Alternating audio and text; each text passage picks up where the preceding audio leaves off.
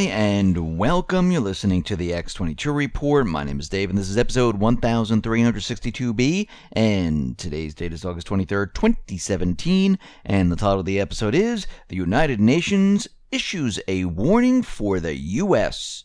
Let's get into the economic collapse, political, and geopolitical news. Now, we know that Imran Awan and his wife, they were indicted, and the former U.S. attorney is saying that there's something a little strange going on with their indictment. And he's saying there's no press release about the indictment on the office website, though the U.S. attorney offices routinely issue press releases and make charging documents available in cases of far less national prominence. He also said that why did the FBI allow Alvi to flee before she boarded her March 5th flight to Qatar? That doesn't make any sense, because by the time Alvi fled, the Awans had been under investigation by different federal agencies for at least 3 months.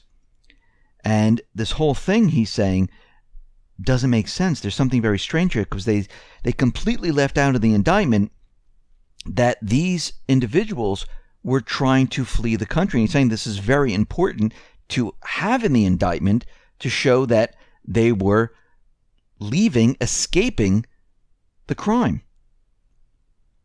And he went on to say, let's say you're a prosecutor in Washington. You're investigating a husband and wife, naturalized Americans, who you believe have scammed a federal credit union out of nearly $300,000. You catch them in several false statements about their qualifications for a credit line and their intended use of money.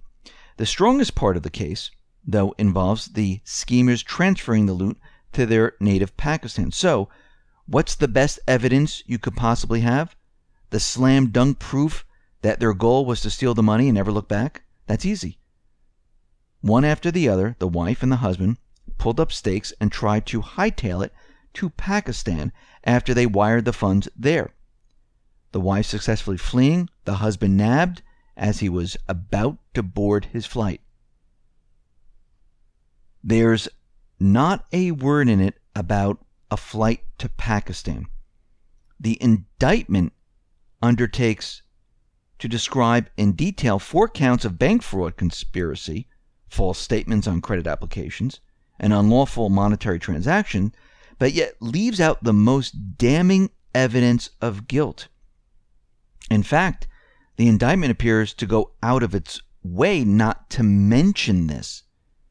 So this is very odd and very strange, and it looks like someone there is pulling strings, someone there is protecting what is happening with the Awans, and we can see that the indictment left that out completely, which is very odd in itself.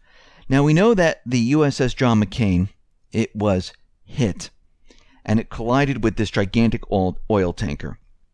And there's a lot of theories out there of why this happened, and one of the theories that the corporate media and the Navy is coming up with is maybe our ships were hacked by the Chinese. Maybe they were cyber attacked, and that's why we crashed into the oil tanker. Now, of course, what proof do they have? They have no proof whatsoever. There is absolutely no proof. So this is very odd in itself. They're trying to create something where they don't even have a story. I mean, they're mentioning it, but there's no proof. There's no sign of hacking. There is absolutely nothing. So they're just out there just saying anything without having proof. Once again, it's propaganda.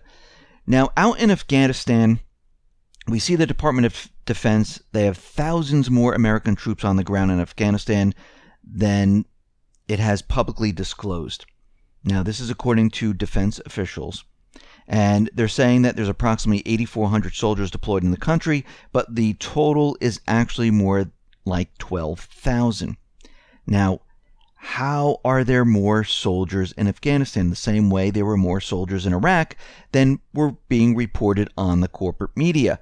It's very simple. They have an agreement for a certain number of troops that are permanent in Afghanistan, and then they have temporary troops with no end date. So they don't count the temporary troops because they're temporary. These aren't the permanent troops. They did the same thing in Iraq. They tell you, yeah, we have, 8,000 or 5,000 or 7,000 permanent troops, whatever that number is. And then all of a sudden we have, 10,000 more, or 15,000 more temporary troops without an end date. The same thing is happening in Afghanistan. It's happening in Syria. It's happening in all of these places. Because they don't want you to know what they were really up to. And I see there's a lot of people writing in because of what I said yesterday. How can I take Trump's side? I'm not taking any sides. I'm looking at the entire picture here. I'm looking at what he's saying, what his actions will be. And once again, he might be with the neocons. He might be compromised. Yes, that is a complete possibility. But until we see what is going to happen in Afghanistan, I know Ron Paul is out there and he's saying that this is just going to continue. We're just going to have a war and it's never going to end. Maybe that's true. Maybe it is. But if we hear information coming out of Afghanistan where poppy fields are being shut down, the Islamic State, and Russia is reporting it also, that they are being destroyed, well, then we have the information that we need. Now again, if he is compromised and the neocons are going to continue that war in Afghanistan, they're going to continue the war every place else, well, we're just going to war. That's what's going to happen. It's like having Clinton elected here. But we can see in Syria, where everyone thought after he fired those missiles, we were going to have 100-something thousand, military men and women march into Syria. That didn't happen. Actually, he stopped the funding in Syria. Actually, the Islamic State, the other paid mercenary groups like Al-Qaeda, Al-Sham, and the rest, guess what? They're being annihilated right now. And Russia and Syria, they're getting to the point where they're saying, you know something? We don't want the United States in this country. There's no reason for them to be here. And we're already getting word that once the Islamic State is wiped out, there is no reason to keep U.S. forces there. Now, we're going to have to see if this actually happens. Again, we're watching the actions to see if this really occurs. Because the cabal, they were telling us that we're never leaving. This war against the Islamic State will go on forever. They're too powerful. They're too well funded. That all turned out to be a complete and utter lie. We see the U.S., well, they imposed more sanctions on North Korea, China, and Russia. Well, they've condemned America's most recent sanctions targeting individuals and entities in China and Russia alleged to be conducting business with North Korea. Now again, all of this is to provoke China and Russia. We can see that these sanctions do absolutely nothing. And we can see Deputy Foreign Minister Sergei Rybakov, well, he condemned the new sanctions, saying they cannot be adopted endlessly because the aim of the sanctions should be reaching a certain result. In this case, North Korea changing its behavior in missile and nuclear sectors. That's the purpose of placing these sanctions on there. Placing it on Russia and China, that doesn't do anything. And we can see they're doing it on purpose to provoke these two countries. Out in Ukraine, we see Poroshenko. Well, it looks like he is launching a rearmament program for its armed forces. He came out and said, listen, we will once again raise the Ukrainian flag. It will fly over Crimea and Donbass. So it looks like he is preparing to go to war once again. Remember, McCain, Graham, they went out to Ukraine and they said this is the year of the offensive. And it looks like this is what they're trying to push right now. We see out in Yemen, Saudi Arabia, the proxy army for the United States and the coalition forces, well, they've hit a civilian area, a small hotel near a Houthi rebel checkpoint, and they killed 41 people. There were 30 civilians there. And there were multiple airstrikes in this area, and the UN, the Red Cross, they were out there saying this is uncalled for. And what we're seeing right now is that this Saudi-led aerial bombardment and naval blockade, they have created a three-pronged humanitarian disaster in Yemen, pushing 17 million people to the brink of starvation, generating the world's fastest growing cholera epidemic and displacing hundreds of thousands of people. This is what the cabal does. Look at Lebanon, look at Libya, look at Syria, look at Yemen, Somalia, Sudan, Ukraine. The cabal is responsible for the deaths of millions and millions of people. They're responsible for the refugee crisis. They're responsible for all of this. If the cabal didn't do any of this, we wouldn't see any of this. So when we go to the root of the problem, it was the cabal, the deep state. They're the ones who did all of this. Now, out in Syria, there is a video that emerged which shows the U.S. allowing the Islamic State fighters to escape safely in Syria. Now, the video footage was obtained by Al Masdar, and it appears to show a convoy of the Islamic State fighters fleeing the Syria city of Raqqa, untouched by the U.S. military. Now, the U.S. right now is currently bombing Raqqa. Now, again, within Syria, the cabal is in control. They're the ones who are calling the shots there right now in certain areas, not every single area. And it shows once again that the cabal allows the Islamic State to move freely wherever they want. And if the situation gets tough, they allow them to leave. And this is exactly what's happening. And of course, what they say is, oh, it was a victory in Raqqa. No. What was happening was they're cleaning house. They're saying, okay, the Islamic State is done for here. We can't use the paid mercenaries. Let them leave before Russia and Syria move into the area. This way we can hide what is going on here, and we can say that, ooh, look, we were successful in capturing Raqqa. Now, the Syrian government, with Russia's help, they have isolated Deir ez-Zor, and the Islamic State there, they have no place to run. They are cut off from everywhere. And we can see all the border points, well, they have been shut down. So the supply lines coming into Syria, well, they, for the most part, have been shut down. And the situation in Syria, coming from Syrian government officials, Russian government officials, they're saying the war against these paid mercenaries, well, it's coming to an end. And it's coming to an end very, very quickly.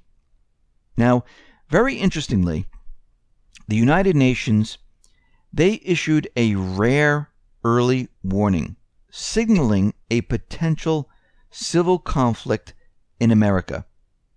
And the United Nations Committee, they were tasked with combating racism on a global scale, and they have issued an ultra-rare early warning for the United States, citing alarming racism trends. And what they're saying is that there could be some type of civil war. There could be some type of an event. And Anastasia Crickley, chairperson of the UN Committee on the Elimination of Racial Discrimination, said the following: "We are alarmed by the racist demonstrations with overtly racist slogans, chants, and salutes by white nationalists, neo-Nazis, and the Ku Klux Klan, promoting white supremacy and inciting racial discrimination and hatred." Now again, we know what this is all about, because we know it is completely clear that the United States is being purposely divided. And the United Nations is clearly playing into the hype of issuing an early warning that has only been issued for third world countries in the past 10 years.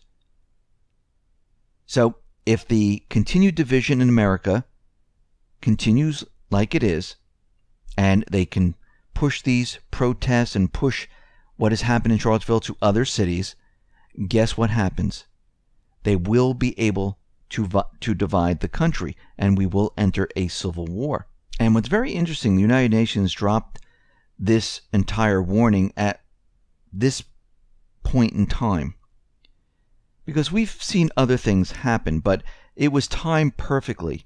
And what they're saying is that they want the government to, now listen to this, the government to ensure that the rights of freedom of expression, association, and peaceful assembly are not exercised with the aim of destroying or denying the rights of freedoms and others, and also asked it to provide the necessary guarantees so that such rights are not misused to promote racist hate speech and racist crimes.